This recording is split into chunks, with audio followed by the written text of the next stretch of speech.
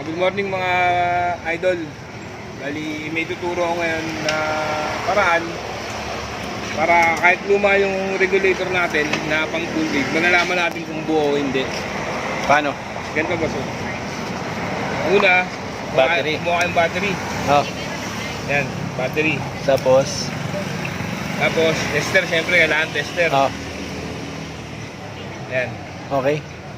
Tapos, ito yung testingin natin kung buo pa siya kasi medyo ang itsura niya, medyo luma na. Oo. Magdadalawang isip tayo ngayon kung buo pa o hindi. Ngayon, dito pag-test niya pag yung malalaman mo kung buo o hindi na. Oh. Bali yung ground, i-connect lang natin sa ground.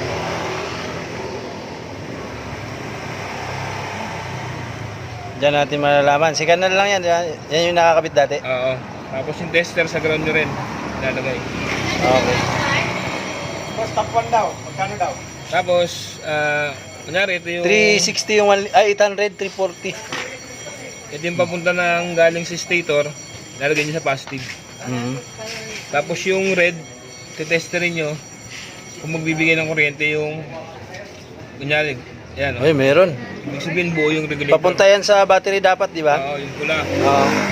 Tapos, ito lang ang kulay yung pink tsaka dilaw. O, dilaw pa ulit. Testing ko na yung pink. Ngayon, sa dilaw naman tayo mag-testing kung Oo. okay. Kailangan ilaw din yan. Oo. Goods pa pala yan. Bali goods yung ano niya, yung Regulator. Yun lang mga guys, sana may natutunan kayong konting kaalaman. Peace out. Okay.